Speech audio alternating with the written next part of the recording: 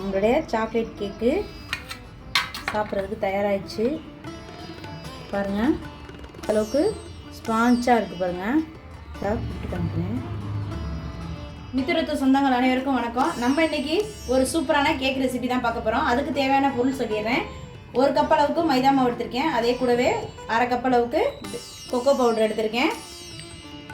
வெண்ணிலா essence 4 முட்டை, எண்ணெய், refined oil 1/2 cup, அது கூடவே நம்ம சுகர் பவுடராக நுணுக்கி எடுத்து வச்சுருக்கோம். உங்ககிட்ட கேக் ஜெல் இருந்தால் கேக் ஜெல் எடுத்துக்கோங்க. அப்படி இல்லைன்னு சொன்னால் பேக்கிங் பவுடர், பேக்கிங் சோடா வச்சு செய்யலாம். நம்மக்கிட்ட ரெண்டுமே இருக்குது. நான் வந்து இப்போ கேக் ஜெல் இல்லாமல் வீட்டிலே ரொம்ப ஈஸியாக எப்படி எங்களாலையும் கேக் செய்ய முடியுங்கிறதுக்காண்டி நான் ரொம்ப ஈஸியாக தான் செஞ்சு காமிக்கிறேன். இப்போ ஃபஸ்ட்டு அதுக்கு நம்ம ஒரு மிக்ஸி ஜார் எடுத்துக்குவோம். மிக்ஸி ஜாரில் ஈஸியாக செய்யலாம். என்கிட்ட பிளெண்டர் இல்லை அப்படின்லாம் வந்து கஷ்டமே பட வேண்டாம். மிக்ஸி ஜார்லேயே ஈஸியாக செய்கிற மாதிரி நான் சொல்லித்தரேன். இப்போ நான் வந்து ஒரு 4 முட்டை எடுத்திருக்கேன். அதை வந்து இந்த மாதிரி ஜாரில் உடச்சிக்குவோம்.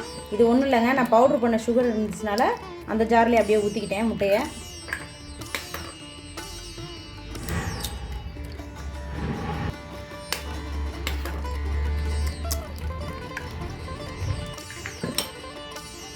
ஃப்ரிட்ஜில் நம்ம முட்டையை ஸ்டோர் பண்ணி வச்சுருந்தோம்னா வெளியில் எடுத்து வச்சுருங்க. ரூம் டெம்பரேச்சரில் வச்சதுக்கப்புறமா செய்யுங்க. இப்போ இதை நல்லா மிக்சியில் ஒரு ஓட்டிடுவோம். அடித்து எடுத்துட்டோம்.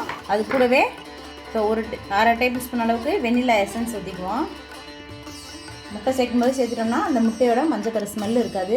உங்கள்கிட்ட வெண்ணிலா எசன்ஸ் இருந்தால் வெண்ணிலா எசன்ஸ் ஊற்றிக்கோங்க. இல்லைனா பைனாப்பிள் எசன்ஸும் கூட எடுத்து வச்சுருக்க சர்க்கரை வச்சுருக்கு பார்த்தீங்களா. நான் வந்து இன்றைக்கி 1 கப்புக்கு 1 கப் அளவுக்கு நான் வந்து பொடிச்ச சர்க்கரை இல்லை முழு சர்க்கரையை கூட அப்படியே சேர்த்துக்கலாம். அப்படின்னா 3/4 கப் அளவுக்கு போதும். இப்போ இதை மிக்ஸி ஜார்லேயே சேர்த்து அரைச்சிக்குவோம். ஃபஸ்ட்டு கொஞ்சம் கொஞ்சமாக போட்டு அரைச்சிக்குவோம். இப்போ நான் 2 பேட்சாக போடுறதுக்காண்டி வச்சுருக்கேன். 2வது பேட்சையும் போட்டுக்கிறேன். ஃபுல் ஸ்பீடில் வச்சு நல்லா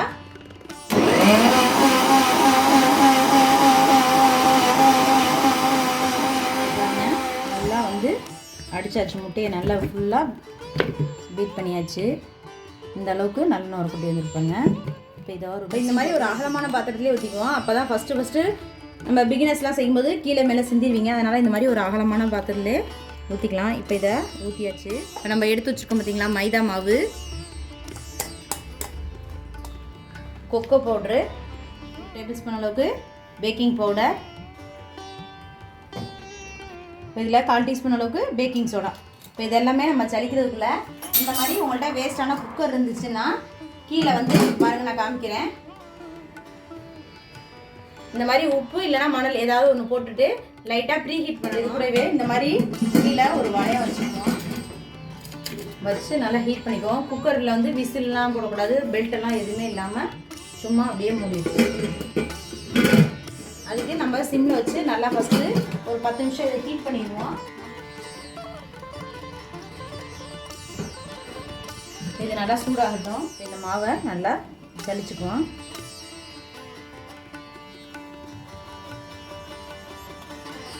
இப்போ எதுக்கு இதை சளிச்சுக்கிறோம்னா அந்த கட்டி பிசுறு இந்த மாதிரி வந்து கேக்கில் வந்து இருந்துச்சுன்னா திருப்பியாக இருக்கும். அதுக்காண்டி தான் வந்து இதை சளிச்சுக்கிறோம். இப்போ இது மாதிரி நல்லா சளிச்சாச்சு. இதை எடுத்து விஸ்க் வச்சு இதை இப்படி லைட்டாக ரொட்டேட் பண்ணிவிட்டு லைட்டாக இப்படி கூடு மாதிரி இழுத்து விடணும். ரொம்ப லைட்டாக இது பண்ணணும். ஹார்டாக வந்து நம்ம மிக்ஸ் பண்ணிடக்கூடாது. அப்போ நமக்கு வந்து ஸ்பான்ச்சாக வராது கேக்கு. அது மாதிரி இந்த மாதிரி இப்படி ரொட்டேட் பண்ணி இப்படி இழுத்து விடணும். அது மாதிரி ஒரு 20 டைம்ஸ் செய்யுங்க. இப்போ மாவு எல்லா பக்கமும் நமக்கு நல்லா மிக்ஸ் ஆகிடும்.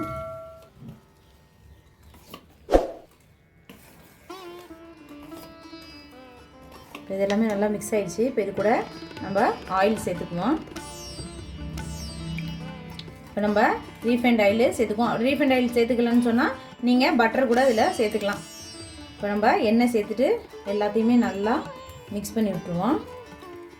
ஓரத்தில் கொஞ்சம் கூட மாவு இல்லாமல் கட்டி இல்லாமல் எடுத்து விடுறதுக்காண்டி நான் வந்து இப்போ இந்த மாதிரி ஒரு கரண்டி இல்லைனா உங்கள்கிட்ட வந்து அந்த ஸ்பேச்சுலா மாதிரி இருந்துச்சுன்னா அதை வச்சு யூஸ் பண்ணிக்கோங்க. இப்போ நான் இந்த மாதிரி கரண்டி வச்சு எல்லாமே ஓரங்கள் எல்லாமே எடுத்துனா கேக்கில் ஓரங்களில் ஃபுல்லாக வந்து எண்ணெய் தடவிட்டு நடுப்புற நான் இப்போ பட்டர் ஷீட் போட்டிருக்கேன். அப்படி இது இல்லைன்னு சொன்னால் நீங்கள் வந்து நம்ம டிஃபன் பாக்ஸு இல்லை ஏதாவது கொஞ்சம் அடிக்கனமான பாத்திரத்தில் யூஸ் பண்ணிக்கலாம். இப்போ நான் இந்த மோல்டில் வந்து இப்போ நம்ம எடுத்து ரெடி பண்ணி வச்சுருக்கேன் கேக் பேட்டரை ஊற்றிக்குவோம். ஃபுல்லாக வந்து ஊற்றிடக்கூடாது, அப்போ நமக்கு பொங்கி வலிஞ்சு ஊற்றிடும். இந்த மாதிரி கொஞ்சம் கம்மியாக இருக்கதே எடுத்துக்கலாம். இதை வந்து பேட்டரியில் ஊற்றியாச்சு. இந்த மாதிரி ஸ்டிக்கு இல்லைனா ஒரு குச்சி இது மாதிரி வச்சுருந்துச்சு. இந்த மாதிரி நம்ம டேப் பண்ணி விட்டு எடுத்தோம்னா தான் ஏர் பபிள்ஸ் இருந்துச்சுன்னா ரிமூவ் ஆகும். அதுக்கு இந்த மாதிரி நம்ம செஞ்சுட்டு இப்போ வந்து லைட்டாக டேப் பண்ணி விடணும். ஏர் பபிள்ஸ்லாம் வருது பார்த்திங்களா, இது மாதிரி இல்லாமல் இருந்துச்சுன்னு சொன்னால் நமக்கு வந்து கரெக்டாக ஊதி மேலே வரும்.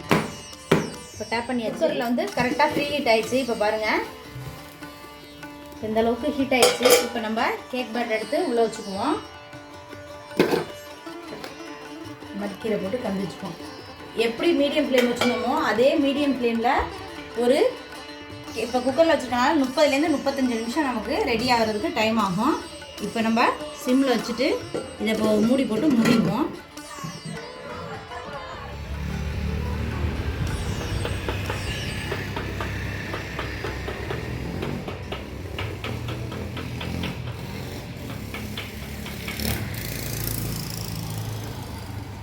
இப்போ கிட்டத்தட்ட நமக்கு 25 நிமிஷம் ஆயிடுச்சு. இப்போ நம்ம திறந்து பார்ப்போம் உங்களுக்கு வெந்துருச்சா எப்படி இருக்குன்னு சொல்லி காமிக்கிறதுக்கு.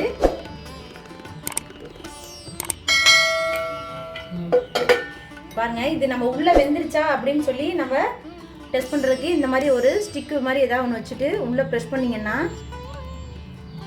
ஒட்டாமல் வரணும். இப்போ நம்ம பாருங்கள் ஒட்டுது. அப்போ இன்னும் வந்து நமக்கு வந்து இன்னும் கேக் ரெடி ஆகலன்னு அர்த்தம். நமக்கு டயம் இருக்குது, இன்னும் 10 நிமிஷம் டயம் இருக்குது. அந்த 10 நிமிஷம் கழிச்சு திருப்பி பார்ப்போம். மூடி வச்சுருவோம். கரெக்டாக 35 நிமிஷம் ஆகும்.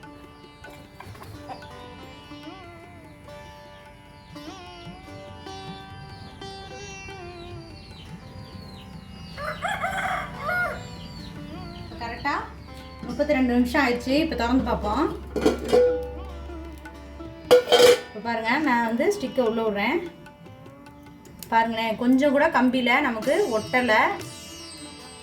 அப்போ கேக் நமக்கு ரெடி ஆயிடுச்சுன்னு அர்த்தம். அடுப்பை ஆஃப் பண்ணிக்குவோம். இப்போ இது நல்லா வந்து வெளியில் எடுத்துகிட்டு ஹீட் ஆறணும். 10 நிமிஷம் கழிச்சு தான் நம்ம வெளியில் ஆயிடுச்சு. இப்போ நம்ம ஒரு கத்தி வச்சு இந்த ஓரத்துலலாம் எடுத்து விட்ருக்கோம். அப்படியே சைடில் எதுவும் ஒட்டிருச்சுன்னா அப்போ தான் நமக்கு வரும். இப்போ நம்ம ஒரு பிளேட் வச்சு கவுத்துக்குவோம்.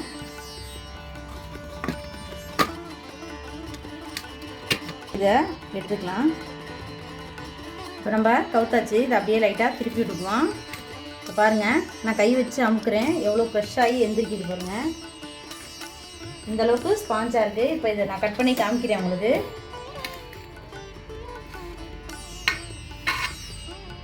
நம்மளுடைய சாக்லேட் கேக்கு சாப்பிட்றதுக்கு தயாராகிடுச்சு. பாருங்கள்,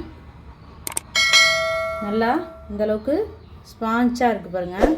கொஞ்சம் கூட இதாக இல்லை. இதை ரெண்டாக பிட்டு காமிக்கிறேன். நல்லா சூப்பராக ஸ்பாஞ்சியாக வந்திருக்கு. இதே மாதிரி நீங்களும் ட்ரை பண்ணி பாருங்கள். ரொம்பவே அருமையாக வரும். நம்மளுடைய சாக்லேட் கேக்கு வீட்டிலே குழந்தைங்களுக்கு ஹெல்த்தியாக செஞ்சு கொடுக்கலாம். நித்திருத்து குக்கிங் சேனல் பிடிச்சிருந்தா லைக் பண்ணுங்கள், ஷேர் பண்ணுங்கள், மறக்காமல் சப்ஸ்கிரைப் பண்ணிடுங்க. தேங்க்யூ ஃபார் வாட்சிங்.